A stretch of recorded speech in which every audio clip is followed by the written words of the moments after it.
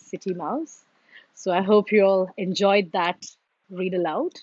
The parents, I wish you would talk to the your kids who are probably watching the video as well about the characters in the story. What is the setting of the story? It was first in the country, then it went to the city, then again how each had their own opinions about the different settings that they had been brought up in, and then was there a problem and what was the solution.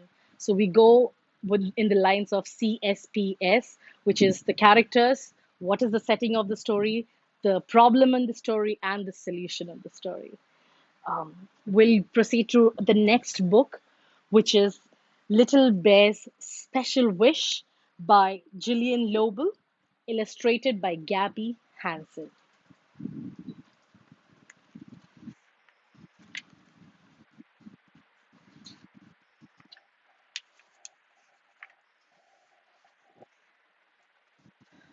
The sun was still in bed when Little Brown Bear crept out into the shadowy woods. I wish, he whispered. You're up early, Little Brown Bear, called Lippity Rabbit. What are you wishing for? It's my mummy's birthday, said Little Brown Bear, and I wish I could find the most special present in all the world for her. I'll help you, said Lippity Rabbit. So off they went along the winding path. Little pools of moonlight danced around their feet. In the middle of the woods was a big rock. Little Brown Bear sat down for a moment to think. High above him glittered a star, so big and bright he could almost touch it. I know I could give my mummy a star, he said. That would be a very special present. Little Brown Bear gave a little jump, but he could not reach the star. He gave a very big jump, but still he could not reach the star. Then Little Brown Bear had an idea. I know, he said. If we climb to the very top of the hill, then we will be able to reach the stars. From the top of the hill, the stars looked even brighter and much nearer. Little Brown Bear stretched up on his tiptoes, but the stars were still too far away. Then Little Brown Bear had a very good idea indeed. I know, he said. We must build a big, big tower to the stars. I'll help you, said Lippity Rabbit. Together they piled the biggest stones they could find, one on top of the other. Then stepped back and looked. A stone stairway stretched to the stars. Now I shall reach a star for my mummy, said Little Brown Bear happily. He climbed right to the top and stretched out to paw, but still he couldn't reach the stars. I know, said Lippity Rabbit. If I climb on your shoulders, and then I can knock a star down with my long, floppy ears. Lippity Rabbit scrambled onto Little Brown Bear's shoulders. He stretched up his long, lopey ears. He waggled them furiously. Be careful, Lippity, called Little Brown Bear. You're making me wobble. Suddenly, Little Brown Bear felt something tapping his foot. Can I help you? Croaked a voice. Why, yes, very small frog, said Little Brown Bear. Are you any good at jumping? Very Small Frog puffed out his chest. Just watch me, he said. High into the air he flew and landed right between Lippity Rabbit's long, floppy ears. Can you reach the brightest star from there? Said Brown Bear. No problem, shouted Very Small Frog. He took a mighty breath. Look out, stars, here we come, he shouted. Very Small Frog gave a great push with his strong back legs. Up, up, up, he sailed. Lippity Rabbit's long loppy ears twirled round and round. Help! He shouted. Somebody save me! Backwards and forwards he swayed, and backwards and forwards swayed Little Brown Bear. With a mighty crash, the stone tower toppled to the ground, and down tumbled Lippity Rabbit and the Little Brown Bear.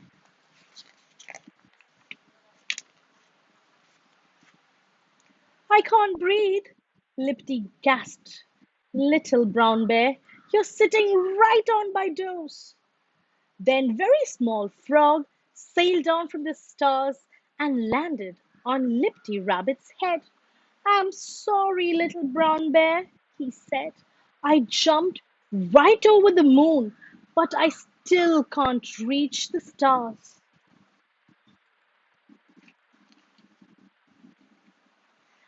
Little Brown Bear sat up carefully.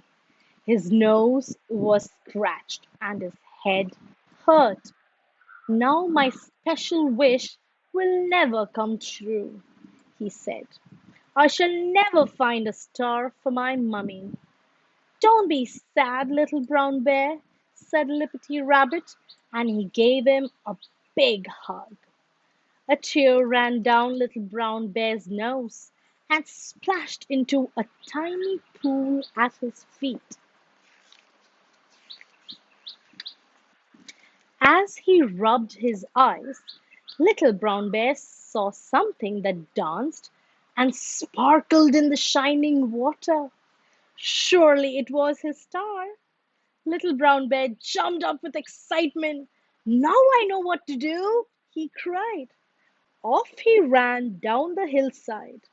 Wait for us, cried Lippity Rabbit and Very Small Frog. Through the ferny woods they ran, over the silver meadows, until they reached the streams. For a long time they hunted along the sandy shore, until Little Brown Bear found just what he was looking for. Then carefully he carried it all the way home. Happy birthday, Mummy! He cried into his mother's lap. He placed a pearly shell that shone like a rainbow. There in the heart of the shell, a tiny pool of water quivered, and in that pool a very special star shimmered and shook. The star that made a little bear's birthday wish come true. Lippity Rabbit and Very Small Frog helped me find the shell, but I caught the star all by myself, said Little Brown Bear proudly. Mother Bear knelt down and gave him a big hug. Thank you all very much, she said. This is a very special birthday present indeed. The end. So I hope you enjoyed that little story as well. Again, talk about the CSPS, which is the C stands for character. Who are the characters in the story? The characters, the little brown bear, Lippity Rabbit, and the very small frog. Those are the characters. What is the setting? The setting was in a jungle and at night. What is the problem that the story was? What was the problem in the story that was written? Was that the bear wanted to gift a birthday present to the bear's mama, and the solution was he wanted a shiny star for his mother. And we all saw how he attained the shiny star after a lot of trial and errors. So talk to your children more about the story in those lines. Let's proceed to our next story. It's Again, another book by Oliver Jeffers. We read one yesterday. This one is The Way Back Home. Let's read it.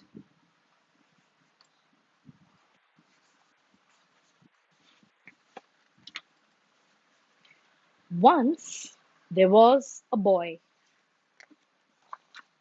and one day, as he was putting his things back in the cupboard, he found an aeroplane.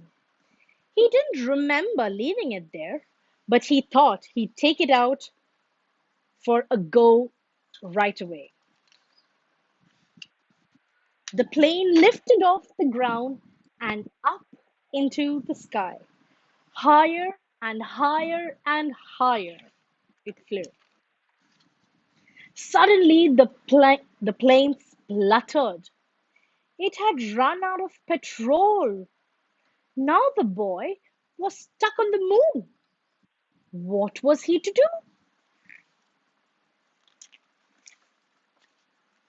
He was all alone and afraid, and soon his torch began to go out.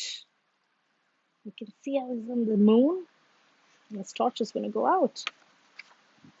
Up in the space, someone else was in trouble too. His engine had broken down, and steering the ship towards a flicker of light, he landed on the moon with a bump. Both the boy and the Martian could hear voices in the dark, and both feared the worst.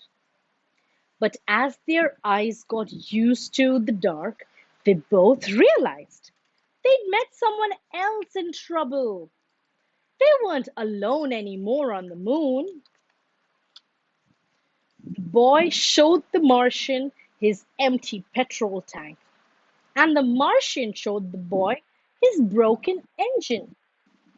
Together, they thought of ways to fix their machines and how to get them both back home. The boy jumped down to earth to get the things they would need, right down into the sea, and swam towards home. But by the time he got there, the boy was tired out, so he sat in his favorite chair just to catch his breath. His favorite program was just starting, and he settled down to watch. Suddenly, he remembered what he should be doing and rushed off to the cupboard to get what he needed. He ran outside and shouted, but there was no reply. He couldn't be heard. The boy climbed to the higher ground, called again, and waited. This time, a rope was lowered. The boy began to climb, and the Martian began to pull, and soon the boy was back on the moon.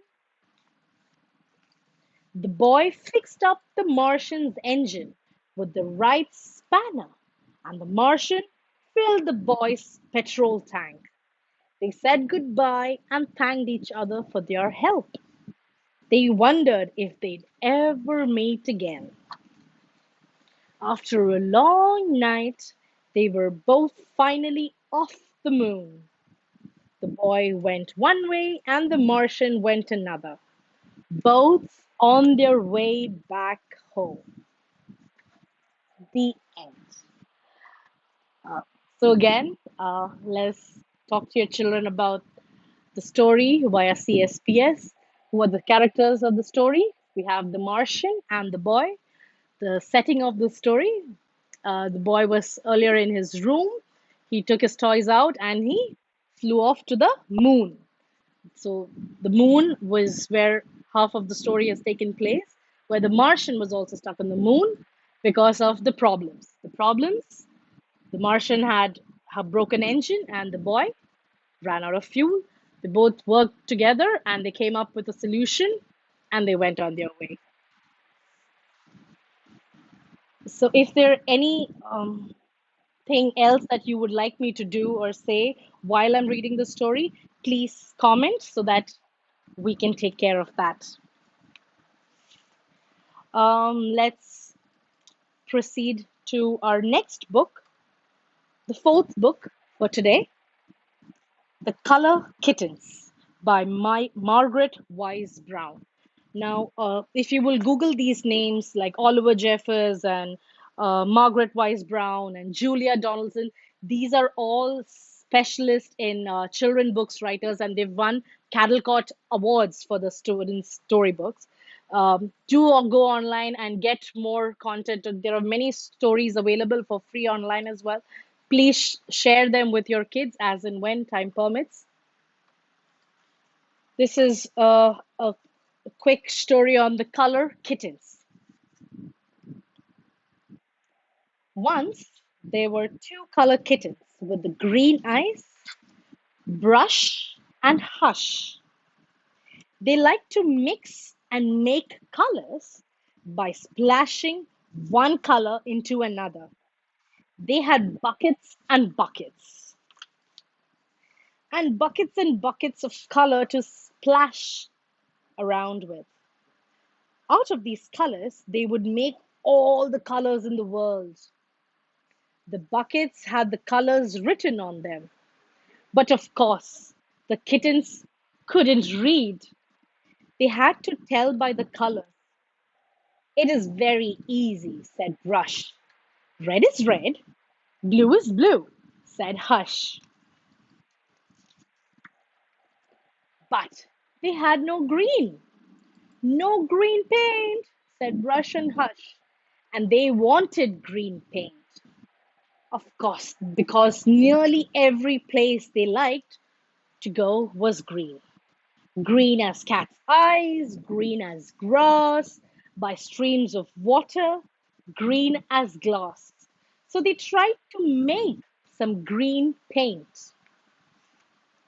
Brush mixed red paint and white paint together. What did he make? He didn't make green. Pink as pigs, pink as toes, pink as a rose or a baby's nose. So red and white didn't make green. Then Hush mixed yellow and red together and it made orange. Orange as an orange tree, orange as a bumblebee, orange as the setting sun, sinking slowly in the sky. The kittens were delighted, but it didn't make green. Then they mixed red and blue together. And what did that make? It didn't make green.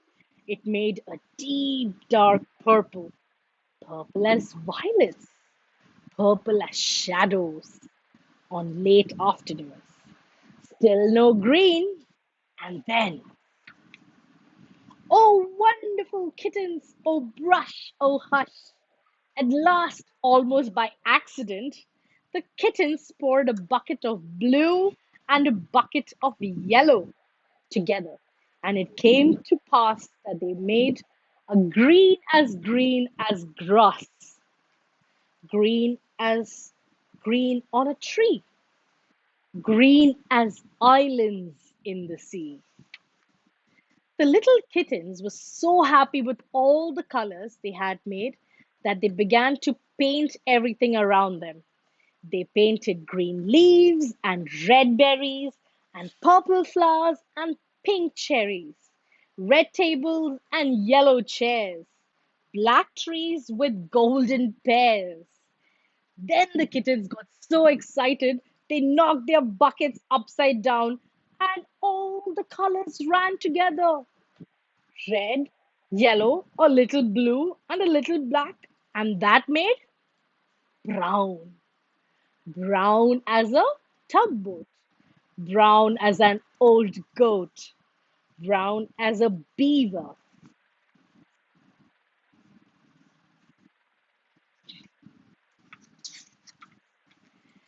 And in all that brown, the sun went down. It was evening, and the colors began to disappear in the warm, dark night. The kittens fell asleep in the warm dark night, with all their colors out of sight. As they slept, they dreamed their dream, a wonderful dream of red rose tree that turned all white when you counted three. One, two, three. Of a purple land in a pale pink sea, where apples fell from the golden tree. And then a world of Easter eggs that danced about on little short legs. And they dreamed that a green cat danced with a pink dog, till they all disappeared in a soft gray fog. And suddenly, Brush woke up, and Hush woke up. It was morning. They crawled out of bed into a big, bright world. The sky was wild with sunshine.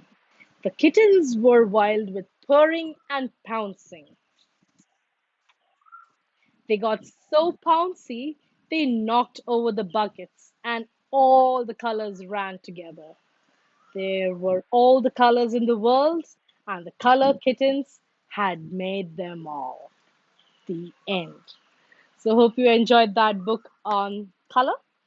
You can have a lot of activities around color and get the kids to mix and match colors and let them discover the colors and have fun with that. Stay tuned for more stories tomorrow. Thank you for watching.